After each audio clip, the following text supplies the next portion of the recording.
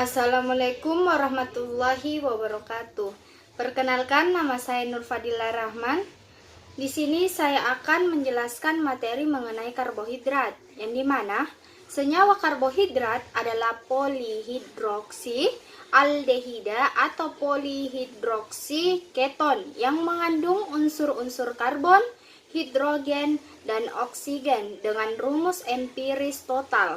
Selanjutnya ada fungsi karbohidrat, yang dimana fungsi karbohidrat itu terdapat 5, yaitu yang pertama, cadangan glikogen, yang kedua, kerja protein cadangan, yang ketiga, efek antiketogenik.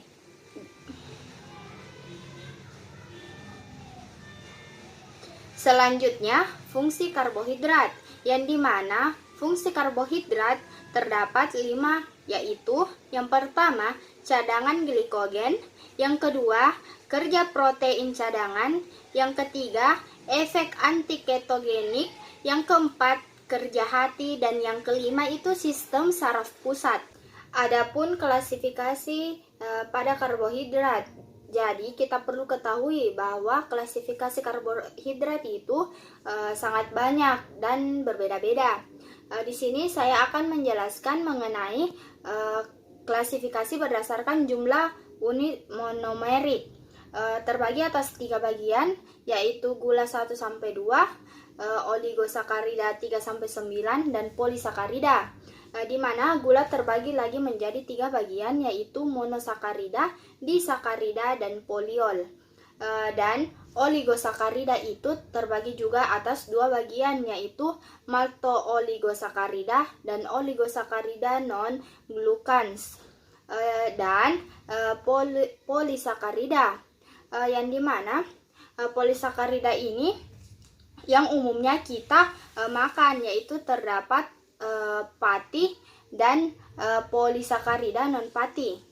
Adapun yang lain klasifikasi dari karbohidrat, di mana karbohidrat itu juga terbagi atas 2, yaitu karbohidrat simple dan karbohidrat kompleks.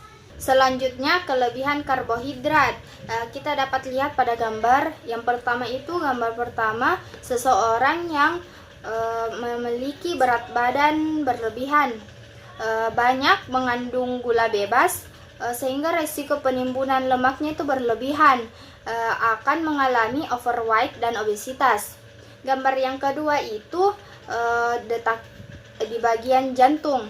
Asupan kaya akan gula bebas dan pati yang dicerna dengan cepat akan trigliserida tinggi dan lipoprotein, sehingga menyebabkan penyakit kardiovaskular. Yang gambar ketiga itu diabetes. Diet tinggi sukrosa akan resistensi insulin, meningkatkan obesitas, dan beresiko diabetes meletus tipe 2. Gambar yang keempat itu kerusakan di bagian gigi. Konsumsi gula bebas melebihi 4 kali per hari atau di atas 15-20 kg per orang per tahunnya itu 40-55 gram per orang dapat mengalami karies pada gigi. Selanjutnya, kekurangan karbohidrat. Yang pertama itu, karbohidrat yang telah dikonversi menjadi glukosa tidak hanya akan berfungsi sebagai sumber energi utama bagi kontraksi otot atau aktivitas fisik tubuh, namun glukosa juga akan berfungsi sebagai sumber energi bagi sistem saraf pusat, termasuk juga untuk kerja otak, sehingga kadar glukosa darah yang sangat rendah akan merusak sel-sel otak karena sel otak tidak dapat menyimpan glukosa. Kekurangan yang kedua itu glikogen hati setelah sekitar 24 jam kelaparan menjadi habis. Setelah ini terjadi satu-satunya sumber glukosa adalah gluconeogenesis, misalnya itu protein dan lemak, penyusutan otot dan lapisan lemak di bawah subkutan berkurang, akan gizi kurang, gizi buruk, dan marasmus serta kwashiorkor. Sini kita bisa lihat tanda klinis anak gizi buruk. Pada gambar kita lihat anak ini mengalami marasmus. Ciri-cirinya itu tampak sangat kurus, wajah seperti orang tua, cengeng atau rewel, kulit keriput, jaringan lemak subkutis sangat sedikit sampai tidak ada, perut cekung, iga gambang, serta sering disertai juga penyakit infeksi seperti diare, kronis berulang, dan TBC. Adapun tanda klinis anak gizi buruk mengalami marasmic kwashiorkor. Dapat kita lihat pada gambar di sini beberapa gejala klinis marasmus ini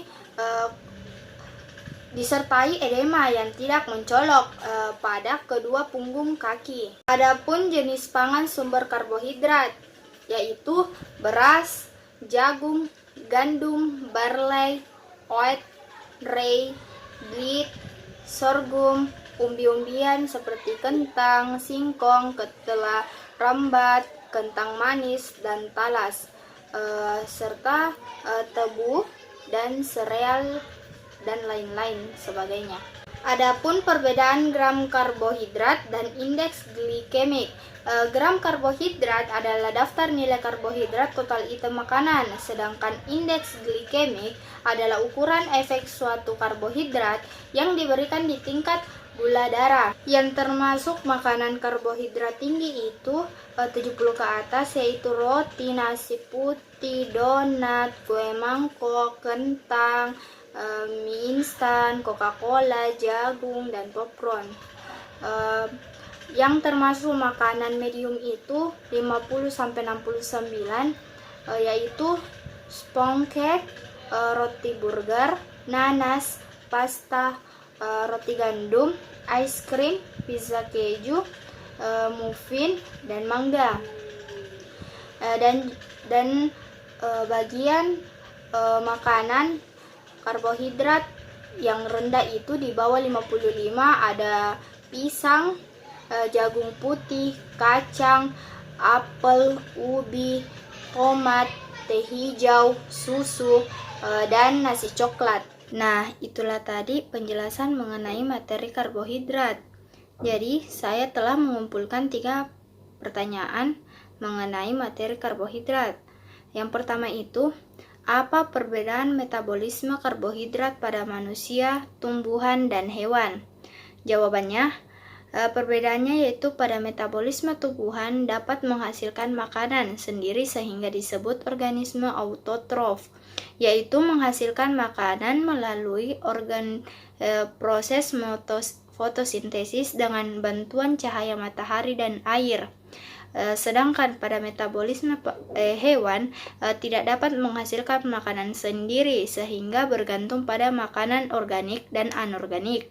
Sementara metabolisme pada manusia berlangsung pada dalam tubuh, yaitu tubuh mengubah kalori menjadi energi untuk dibentuk setiap sel dalam tubuh. Pertanyaan yang kedua yaitu bagaimanakah tubuh menyesuaikan diri bila terjadi kekurangan karbohidrat? Apakah yang digunakan untuk memperoleh energi?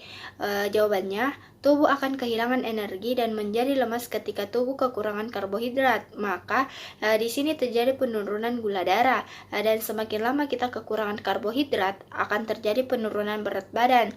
Ini disebabkan karena tidak adanya karbohidrat sebagai energi tubuh, maka lemak yang menggantikan fungsinya. Maka dari itu lemak disebut sebagai cadangan energi tubuh. Dan pertanyaan yang ketiga itu apa yang dimaksud dengan disakarida dan berikan contohnya. Jawabannya itu disakarida merupakan karbohidrat yang menghasilkan 2 molekul monosakarida yang sama atau berbeda bila dihidrolisis. Contohnya itu sukrosa, laktosa, dan maltosa. Nah, itulah tadi materi mengenai karbohidrat. Sekian, wassalamualaikum warahmatullahi wabarakatuh.